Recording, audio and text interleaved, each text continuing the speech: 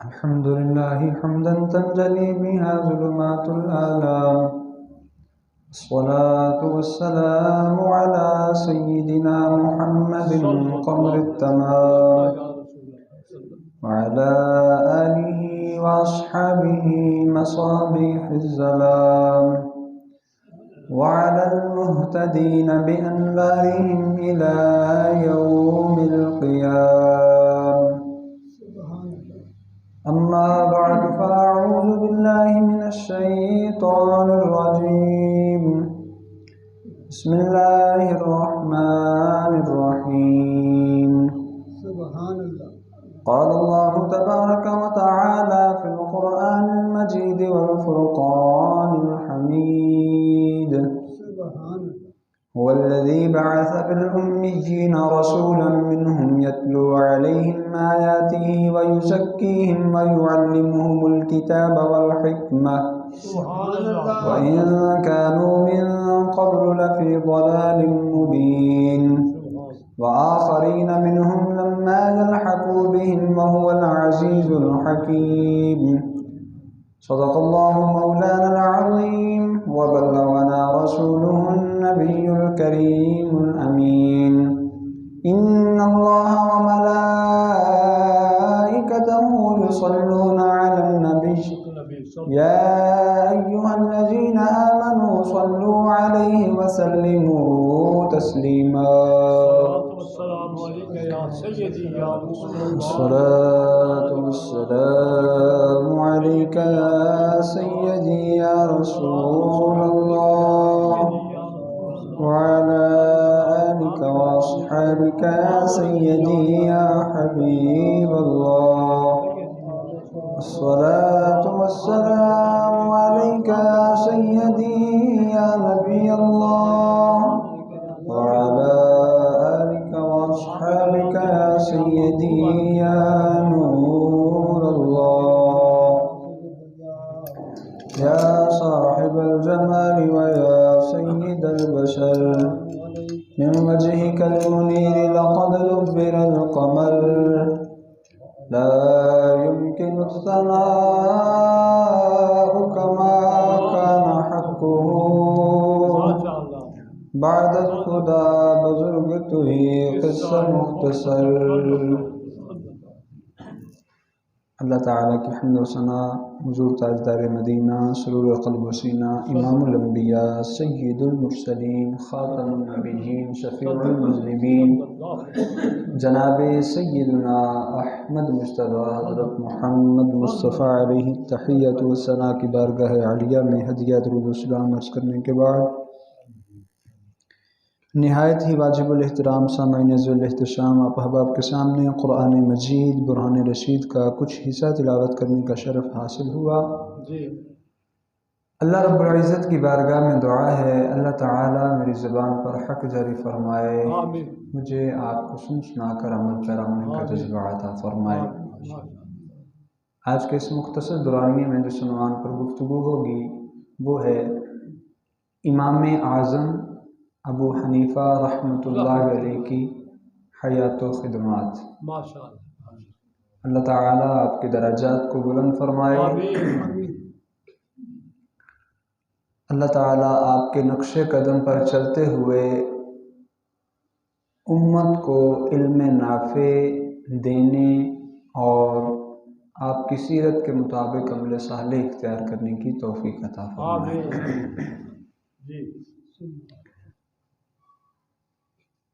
بلا شبہ اللہ تعالیٰ نے حضرت انسان کو تکریم کا تاج پہنایا. تمام مخلوقات میں سے حضرت انسان کو اپنی خلافت کے منصب سے سرفراز فرمایا، سب سے اعلیٰ عمدہ اور اچھی صورت پر پیدا فرمایا، اور پھر دنیا میں اس وقت اربوں انسان موجود ہیں، ہر ایک کو مختلف صلاحیتوں سے نوازا. پہلے بھی ہوئے، ہو رہے ہیں، ہوتے رہیں گے. کوئی اچھا قرآن پاک پڑھنے والا ہے، کوئی اچھا اس کو سمجھنے والا ہے، کوئی اچھا سکھانے والا ہے، کوئی اچھا سیکھنے والا ہے، کوئی دنیاوی امور کے اعتبار سے تجارت کے اندر ماہر ہے، کوئی امور حکومت کو اچھا سمجھنے والا ہوتا ہے، امور دنیا کو اچھا سمجھنے والا ہوتا ہے، گھریلو معاملات کو اچھا چلانے والا ہوتا ہے۔ اللہ تعالیٰ نے ہر انسان کو مختلف صلاحیتوں سے نوازا ہوتا ہے۔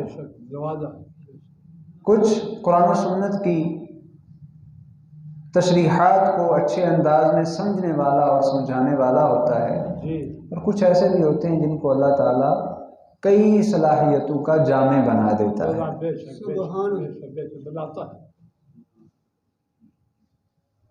یہ ساری خوبیاں اپنی جگہ، ہم نے دیکھنا یہ ہے کہ اللہ تعالیٰ کی بارگاہ میں سب سے اچھی خوبی کون سی ہے،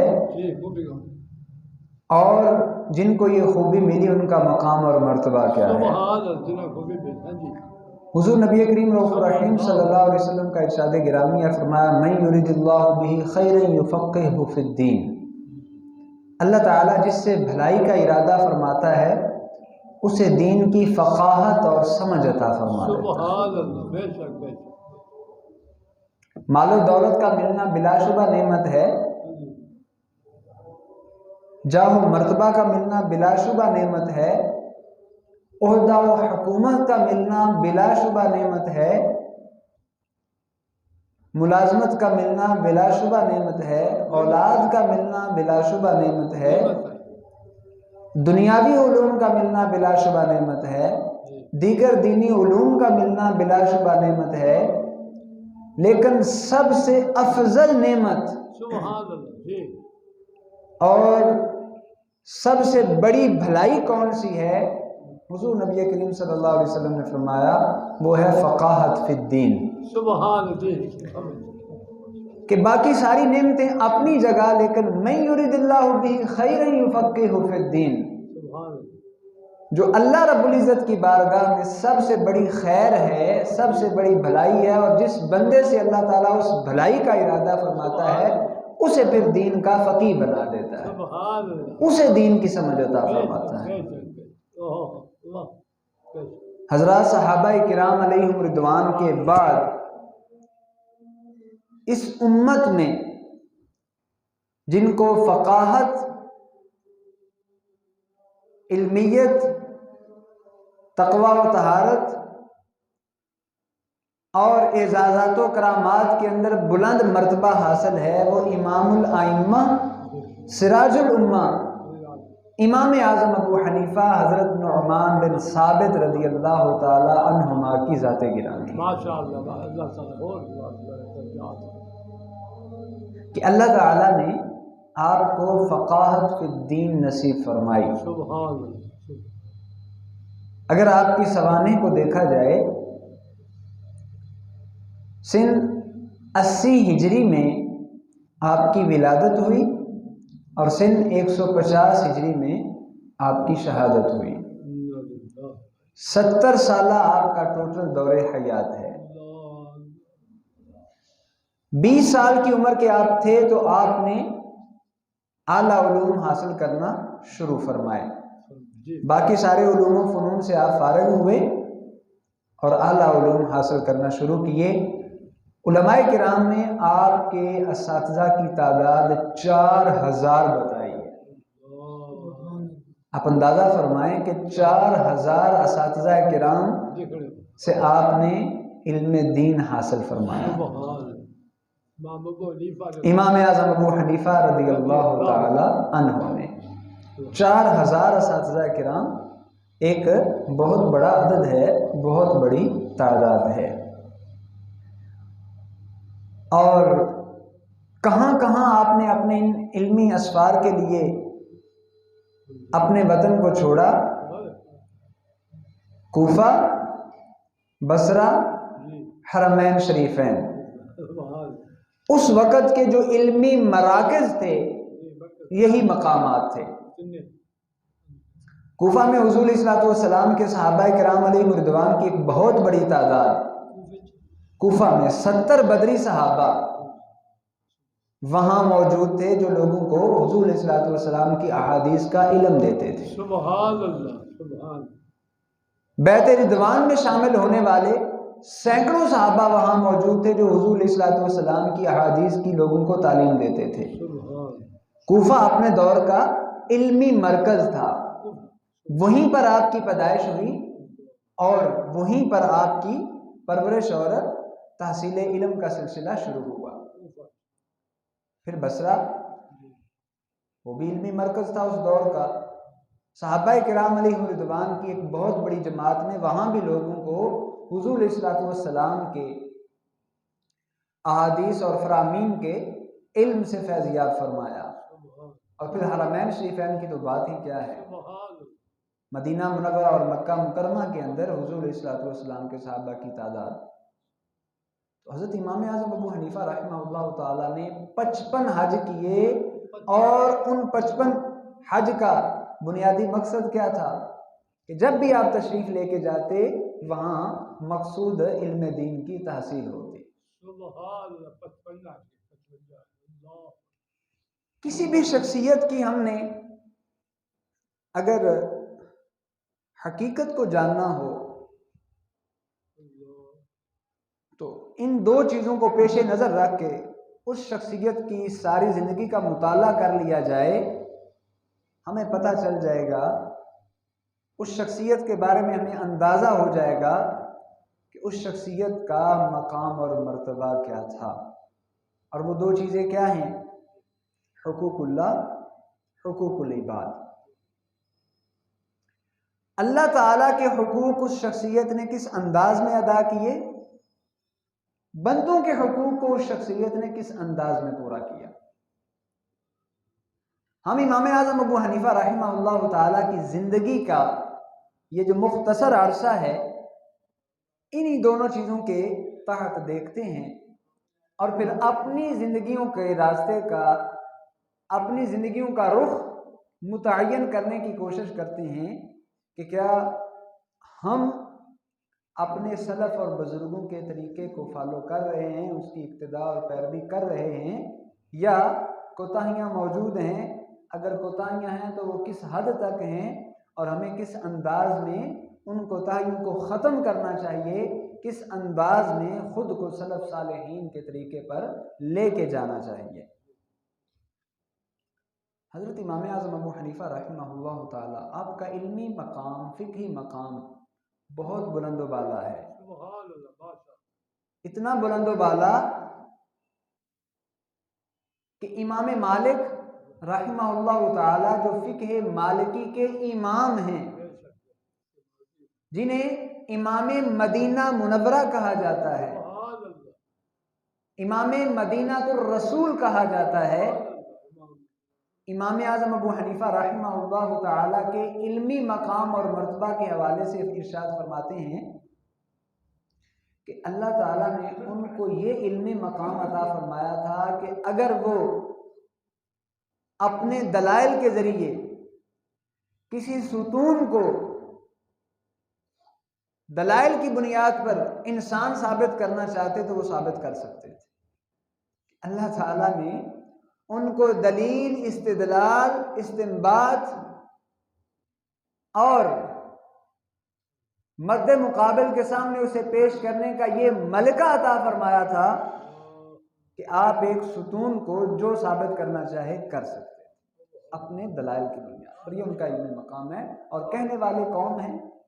امام مالک رحمہ۔ آج کروڑوں لوگ فقہ مالکی پر عمل کرنے والے ہیں، 1300 سال کا عرصہ گزر چکا ہے، وہ آپ کے بارے میں یہ کہہ رہے ہیں، تو آپ اندازہ کر سکتے ہیں کہ ان کا علمی مقام اور مرتبہ کیا ہوگا۔ اور امام شافعی رحمہ اللہ تعالی جو فقہ شافعی کے امام ہیں، اور اس وقت دنیا میں کروڑوں لوگ فقہ شافعی کے مطابق اپنے مسائل کو حاصل کرتے ہیں، ان کا علم حاصل کرتے ہیں، ان پر عمل پیرا ہیں، وہ آپ کے بارے میں کیا فرماتے ہیں؟ وہ فرماتے ہیں کہ لوگ الناس عیال علی فقہ ابی حنیفہ، لوگ امام اعظم ابو حنیفہ کی فقہ میں ان کے عیال ہیں، ان کے سامنے بچے ہیں۔ یہ ان کا علمی مقام، فقہی مقام اور مرتبہ اور بلند اور عالی شان ان کا مقام ہے۔ ہم دیکھتے ہیں کہ حقوق اللہ اور حقوق العباد کے حوالے سے ایسے علمی مقام کی مالک شخصیت نے اپنی زندگی کو کس انداز میں گزارا۔ تو آپ کے سیرت نگاروں نے، آپ کے بارے میں لکھنے والوں نے، آپ کے شاگردوں اور تلامذہ نے ان دونوں قسم کے حقوق کے حوالے سے جو باتیں آپ کی سیرت کے بارے میں نقل کی وہ حیران کن ہیں۔ ایک بندہ اپنی زندگی کے مختصر عرصے کے اندر اس قدر فقہی اور علمی مقام پر بھی فائز ہو، حقوق اللہ کی ادائیگی میں بھی کسی قسم کی کوئی کوتاہی نہیں، حقوق العباد کی ادائیگی میں بھی کسی قسم کی کوئی کوتاہی نہیں، صرف فرائض اور واجبات کی حد تک ہی نہیں، نوافل کا اہتمام اس قدر ہے کہ انسان دنگ رہ جاتا ہے۔ اس شخصیت کو اللہ تعالیٰ نے کس قدر نوازا ہوگا، حقوق اللہ میں بھی حقوق العباد میں بھی۔ آپ کے سیرت نگار، آپ کے شاگرد بتاتے ہیں، لکھتے ہیں کہ 30 سال تک حضرت امام اعظم ابو حنیفہ رحمہ اللہ تعالی رات کے وقت نوافل میں اپنے رب کے حقوق کی ادائیگی میں 30 سال تک ایک رکعت میں قرآن مجید ختم کرتے رہے، 30 سال تک، اور 40 سال تک، بعض نے فرمایا 45 سال تک آپ نے عشاء کے وضو سے فجر کی نماز ادا فرمائی۔ یعنی آپ کا یہ علمی مقام اپنی جگہ، لیکن اپنے رب کے ساتھ جو عبادت کا تعلق ہے وہ اس قدر مضبوط اور گہرا ہے۔ اور روزہ 30 سال تک آپ کے تلامذہ نے یہ بات لکھی کہ 30 سال تک آپ مسلسل روزہ دار رہے۔ وہ ایام جن میں روزہ رکھنا منع ہے ان کے علاوہ 30 سال تک آپ روزے سے رہے، کبھی روزے کا ناغہ نہیں کیا۔ نماز کی بات ہو، فرائض اور واجبات کا تو ان کے ہاں اہتمام کس قدر ہوگا، جن کی شان یہ ہے کہ 40 اور 45 سال تک فجر عشاء کے وضو سے پڑھ رہے ہیں، ان کی عبادت کا عالم آپ دیکھ لیں۔ اور حج کا میں نے پہلے ذکر کیا کہ آپ نے 55 حج کیے، اور زکوٰۃ اور صدقات کا تو عالم ہی کیا ہے۔ اسلام کے یہی 5 بنیادی ارکان ہیں، کلمہ شہادت، نماز، روزہ، حج اور زکوٰۃ، جن کو حقوق اللہ سے تعبیر کیا جاتا ہے۔ تو آپ نے ان کا کس قدر اہتمام فرمایا، میں نے آپ کے سامنے صرف ایک چھوٹا سا عدد ذکر کیا ہے۔ اور راہ خدا میں خرچ کرنا، بندوں کے حقوق کی طرف آئیں۔ آپ کو اللہ تعالیٰ نے مال و دولت کی کثرت سے نوازا ہوا تھا، صاحب تجارت بزرگ ہیں، تجارت کے ایسے اصول متعارف کروائے، اگر آج بھی دنیا انہیں اختیار کر لے، اگر آج بھی دنیا ان کو اپنا لے، اس وقت جو تجارتی امور کے اندر زبوں حالی ہے یہ ختم ہو جائے اور ہر ایک وافر حلال نفع کمائے، بغیر لوگوں کو دھوکہ دیے، بغیر لوگوں سے فراڈ کیے، بغیر لوگوں سے غلط بیانی کیے، اگر ان اصولوں کو بندہ اپنا لے تو آج بھی اپنی تجارت کو اس پیک پر لے جا سکتا ہے، اس بلندی پر جو اللہ تعالیٰ نے ان بزرگوں کو عطا فرمائی تھی۔ اور آپ کے اکثر شاگرد سال ہا سال آپ کے ذاتی خرچ پر اپنے گھر کے جملہ امور ان کی تکمیل کرتے اور ساتھ ساتھ آپ سے علم دین بھی حاصل کرتے تھے۔ صرف ایک مثال پیش کرتا ہوں، امام ابو یوسف رحمہ اللہ تعالی جو آپ کے شاگردوں میں سے ایک شاگرد ہیں، مایہ ناز شاگرد، جو خلافت عباسیہ کے اندر مامون الرشید کے دور کے اندر چیف جسٹس کے عہدے پر فائز رہے، قاضی القضات رہے، وہ خود ارشاد فرماتے ہیں کہ 20 سال تک امام اعظم ابو حنیفہ رحمہ اللہ تعالیٰ نے میرا اور میرے اہل خانہ کا خرچہ، مکمل خرچہ برداشت کیا۔ 20 سال تک، چھوٹا عرصہ نہیں ہے۔ اور ویسے راہ خدا میں خرچ کرنا، دیگر شاگردوں پر خرچ کرنا، ہزاروں کی تعداد میں آپ کے شاگرد ہیں۔ 1000 علماء کرام تو ایسے تھے جو درجہ اجتہاد پر فائز تھے، اور جو آپ کے علمی بورڈ کے ممبر تھے، ان میں سے اکثر کی کفالت آپ خود فرمایا کرتے تھے، اور اللہ تعالیٰ نے اتنا آپ کو عطا فرمایا تھا۔ اور حقوق العباد میں سے ہی جس کو اللہ نے دیا ہوتا ہے، لوگ پھر اپنی حاجتی اس کے پاس لے کے بھی آتے ہیں۔ قرض مانگنے کے لیے کوئی آتا ہے، اسے بھی عطا فرماتے، ویسے راہ خدا میں بھی خرچ کرتے۔ تو آپ کی سیرت نگاروں نے یہ بات لکھی کہ ایک دفعہ آپ ایک راستے پر جا رہے تھے، ایک بزرگ آپ کے ساتھ تھے، غالباً حضرت شفیق بلخی رحمہ اللہ تعالی۔ وہ فرماتے ہیں آپ راستے پر جا رہے تھے، ایک آدمی نے آپ کو دیکھا، راستہ بدل لیا، آپ کو تعجب ہوا، اس سے ملاقات کی، اچھا راستہ دیکھ کر کیوں بدلا؟ میں لگا حضور مجھے کافی عرصہ ہو گیا آپ سے 10,000 درہم قرض لیا تھا اور میں وہ واپس نہیں کر سکا، تو مجھے شرمندگی ہوئی کہ کہیں آپ سے ملاقات کے وقت آپ تقاضا نہ کر دیں، اور ابھی مجھے استعداد نہیں ہے کہ میں واپس کر سکوں، اس لیے میں نے راستہ بدل لیا کہ کہیں آپ مانگ ہی نہ لیں۔ میں اچھا میری وجہ سے تمہیں یہ پریشانی اٹھانی پڑی، جاؤ میں نے تمہیں معاف کر دی۔ 10,000 درہم اس دور کی کوئی چھوٹی موٹی رقم نہیں تھی۔ 200 درہم اس وقت چاندی کا نصاب تھا۔ اب 10,000 درہم 200 کے ساتھ چاندی کا 1 نصاب، 1000 میں 5 نصاب، اور 10,000 درہم میں 50 نصاب بنتے ہیں۔ 50 کو 52.5 تولے کے ساتھ ضرب دیں، کتنا پیسہ بن جائے گا، کتنی چاندی بن جائے گی؟ سارے کے سارے معاف کر دیں۔ اور بعد میں آنے والے مسلمانوں کے لیے ایک سبق اور درس چھوڑا، تو یہ ہے، حدیث پاک کا مفہوم بھی ہے، انسان اگر اپنے مسلمان بھائی کو قرض دیتا ہے، ویسے صدقہ کرنے میں انسان کو 10 گنا ثواب ملتا ہے، لیکن قرض دینے میں 18 گنا ثواب ملتا ہے، صدقے کا ثواب۔ کسی مسلمان بھائی پر آپ ویسے صدقہ کرتے ہیں تو آپ کو 10 گنا ثواب ملے گا، لیکن قرض حسنہ دیتے ہیں، سودی قرض نہیں، وہ تو وبال جان ہے، وہ تو اللہ اور اس کے رسول کے ساتھ جنگ ہے، اس کی بات نہیں ہو رہی۔ قرض حسنہ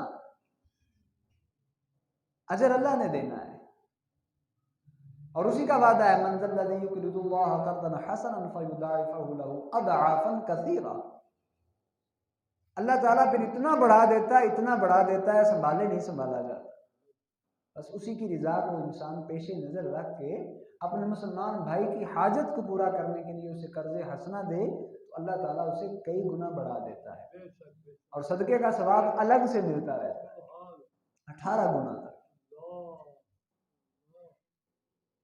اور پھر یہ ہے کہ جو کسی مسلمان بھائی پر واپسی کے اندر آسانی کرتا ہے، اللہ تعالیٰ اس پر آسانی فرماتا ہے۔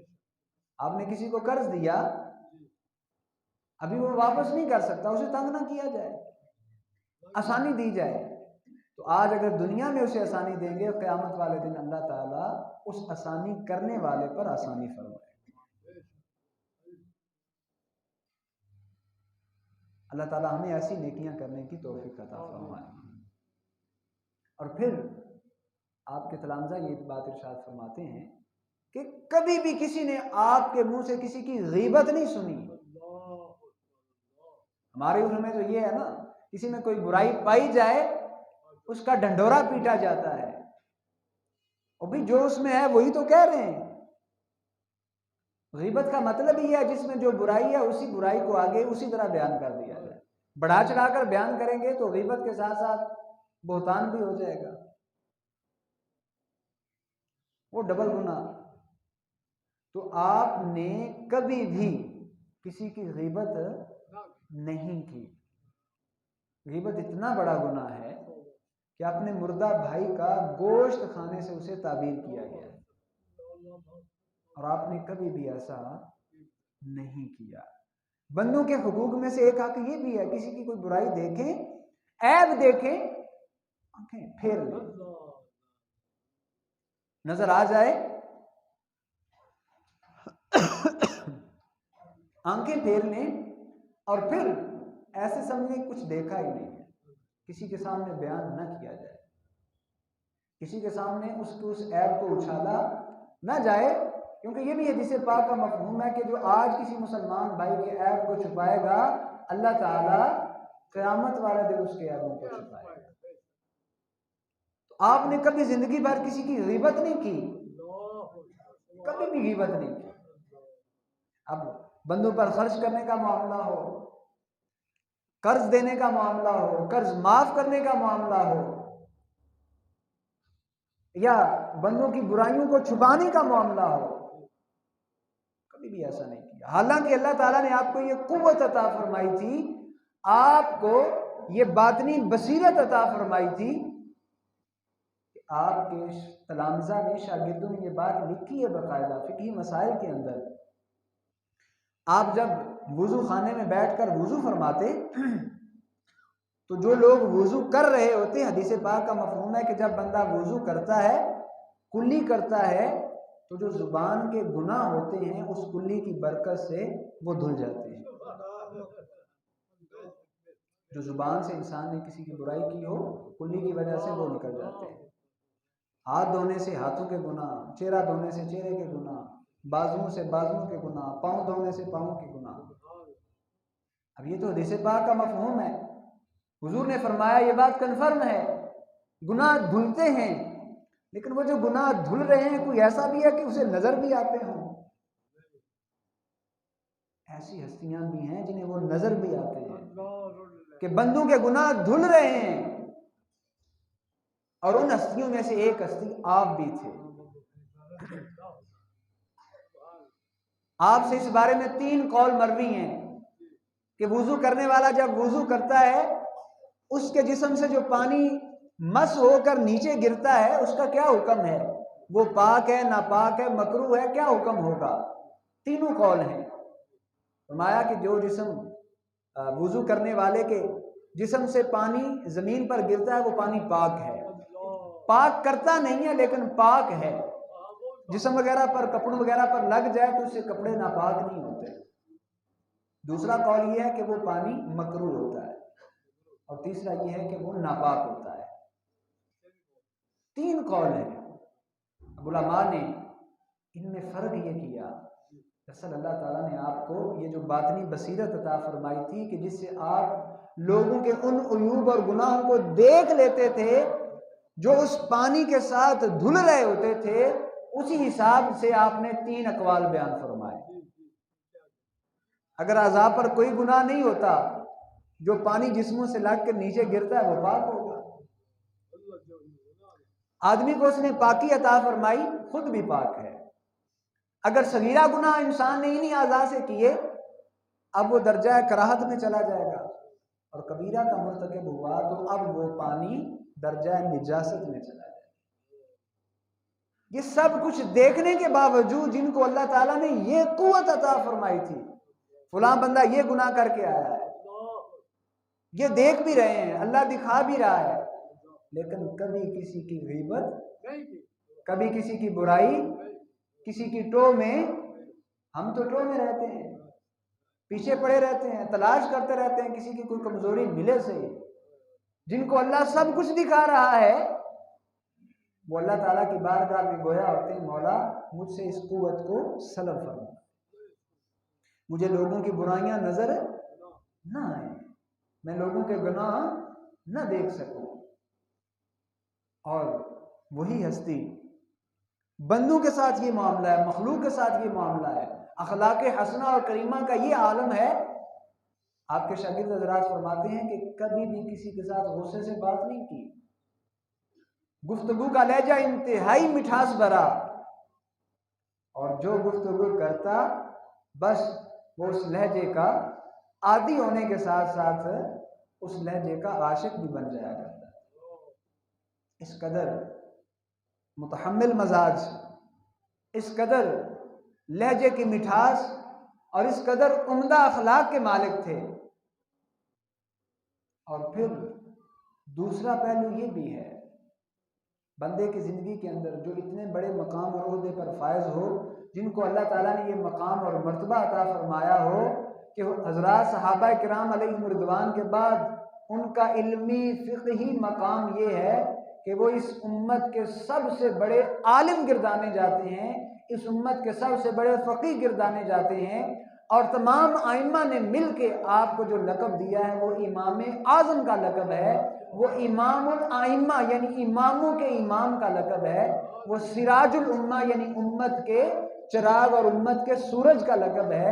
جن کا علمی مقام اور مرتبہ یہ ہو، ایسے لوگوں کے حوالے سے حکومتیں بھی خوف زدہ رہتی ہیں، یا تو انہیں اپنے ساتھ ملانا چاہتی ہیں، اور اگر ساتھ نہ ملیں تو پھر حکومتیں دوسرے راستے اپناتی ہیں۔ ایسے لوگوں کے فالوور، پیروکار بڑی تعداد میں ہوتے ہیں، اور آپ کا بھی اس وقت یہی عالم تھا۔ ایک آپ کے بالکل جوانی کا واقعہ آپ کے سامنے رکھتا ہوں، اور ایک آپ کی آخری عمر کا۔ خلفائے بنو امیہ کا دور ہے، کوفہ کے گورنر جن کا نام خالد ہے وہاں موجود، جمعہ کا دن خطبہ دینے کا وقت ہوا، بجائے خطبہ دینے کے جو حکومتی کاغذات ہیں وہ سامنے رکھے ہوئے ہیں، الٹ پلٹ کر رہے ہیں، حساب کتاب میں لگے ہوئے ہیں۔ وقت گزرتا چلا جا رہا ہے، لوگ بیچارے بیٹھے انتظار کر رہے ہیں، کسی میں یہ جرأت نہیں کہ اٹھ کے کوئی بات کر سکے۔ اسی مجمع میں سے انتظار کرتے کرتے کرتے دیکھا کہ اب تو زور کا وقت بالکل ختم ہونے والا ہے، اور جمعے کا وقت وہی ہے جو زور کا وقت ہے، تو زور کا وقت ختم ہوا، جمعے کا وقت گزر جائے گا۔ وہ نوجوان اٹھا، آگے بڑھا، منبر کے قریب ہوا اور کہا نماز پڑھاؤ، خطبہ دو، وقت گزرا جا رہا ہے۔ گورنر وقت اپنے کارندوں کو حکم دیتا ہے اس نوجوان کو گرفتار کر لو، جیل میں ڈال دو۔ گرفتار کر لیا گیا۔ گورنر وقت پوچھتا ہے اے نوجوان تم نے یہ جرأت کیسے کی؟ کہا اخلاص پر مبنی ہے، دیکھیں وقت گزرا جا رہا ہے، اور نماز تو وقت کے اندر ہی ادا کی جا سکتی ہے، اگر وقت گزر گیا تو نماز قضا ہو جائے گی۔ گورنر نے کہا واقعتاً آپ نے اسی نیت سے بات کی، آپ کا کوئی اور مقصد تھا؟ کہا جی بالکل اسی نیت سے بات کی، میرا اور کوئی مقصد نہیں تھا، اعلاء کلمات اللہ ہے بس۔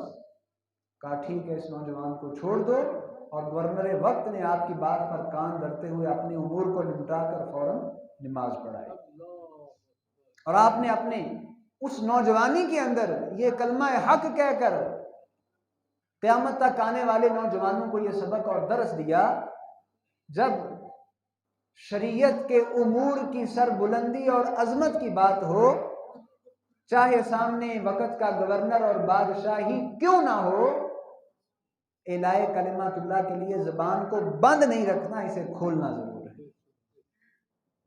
دوسرا واقعہ آپ کی زندگی کے آخری عمر کا ہے۔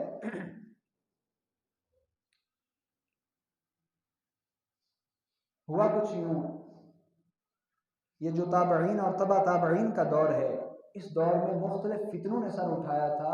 ان فتنوں میں سے ایک خوارج کا فتنہ ہے، جن کے عقائد میں سے ایک عقیدہ یہ ہے کہ اگر کوئی بندہ کبیرہ گناہ کرتا ہے تو وہ کافر ہو جاتا ہے۔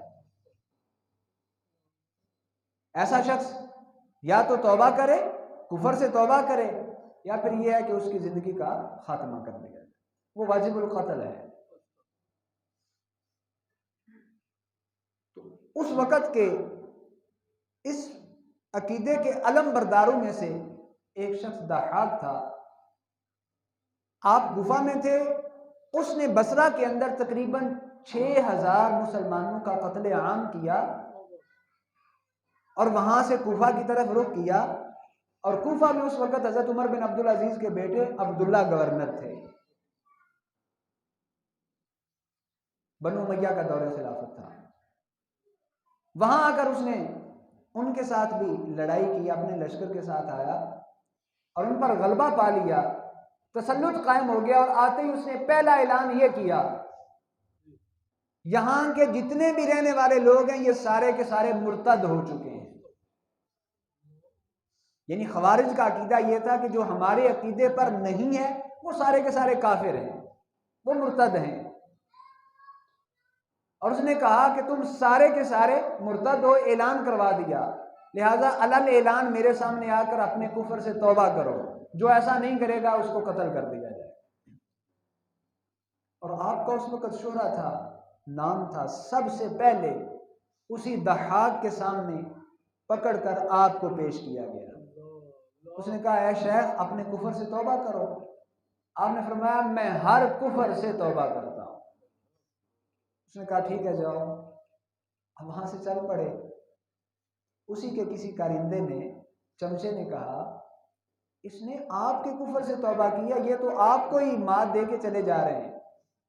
کہنے لگا اچھا واپس بلاؤ۔ واپس بلایا، آپ نے ہمارے کفر سے توبہ کی ہے؟ آپ نے فرمایا کیا تم نے یہ بات اپنے گمان سے کہی ہے یا یقین سے؟ کہنے لگا جی میں نے گمان سے کہی ہے۔ آپ نے فرمایا تم نے بدگمانی کی ہے، اور بدگمانی کبیرہ گناہ ہے، لہذا تم اپنے ہی مذہب کے مطابق کافر ہو گئے۔ وہ جو قاتل بن کے آیا تھا، جو ڈرانے اور دھمکانے کے لیے آیا تھا، اور جو مارنے اور مرنے کے لیے آیا تھا، آپ اس کے سامنے اعلاء کلمۃ اللہ فرما رہے ہیں۔ تم اپنے عقیدے کے مطابق خود کافر ہو گئے، تم توبہ کرو۔ اس نے کہا جی میں اپنے کفر سے توبہ کرتا ہوں۔ آپ نے فرمایا میں ہر کفر سے توبہ کرتا ہوں۔ کہنے لگا جاؤ۔ اب چلے گئے، گھر پر پہنچے، لوگوں کو پتہ چلا کہ امام صاحب نے تو وہاں یہ بات ارشاد فرمائی اور اپنے گھر تشریف لے آئے۔ علماء کا ایک وفد آپ کی خدمت میں حاضر ہوا اور کہنے لگا حضور آپ نے اپنی جان تو بچا لی، اب یہ جو پورے کوفہ والے ہیں ان کا کیا بنے گا؟ آپ نے فرمایا اچھا۔ اب دوبارہ اس کے بعد تشریف لے گئے۔ یہ نہیں دیکھا ہاتھوں میں ننگی تلواریں ہیں اور انہیں اس بات کی کوئی پرواہ نہیں ہے کہ آگے کون ہے۔ 6000 لوگوں کا پہلے ہی وہ قتل عام کر کے یہاں تک پہنچ چکے ہیں، بالکل کسی چیز کی پرواہ کیے بغیر دوبارہ اس کے سامنے چلے گئے۔ وہاں جا کے فرمایا اے ضحاک تم اور تمہارے اس عقیدے اور مسلک کے ماننے والے لوگ یہ کہتے ہیں کہ یہاں کے سارے لوگ مرتد ہیں، یہ کیسے ہو سکتا ہے؟ یہاں کے سارے لوگ تو بچپن سے پیدا ہوئے تو مسلمان، اور انہوں نے اسلام کے خلاف کوئی ایسا کام تو کیا نہیں جس سے یہ مرتد ہو گئے ہوں، تم ان کو مرتد کیسے کہہ رہے ہو؟ ان کی جان کے در پہ کیسے ہو؟ اس نے کہا اچھا یہ بات ہے، آپ اپنی بات دہرائیے۔ آپ نے دوبارہ اس کو اچھے طریقے سے یہی مسئلہ سمجھا دیا۔ اس نے کہا ٹھیک ہے میں سب کی جان بخشی کرتا ہوں۔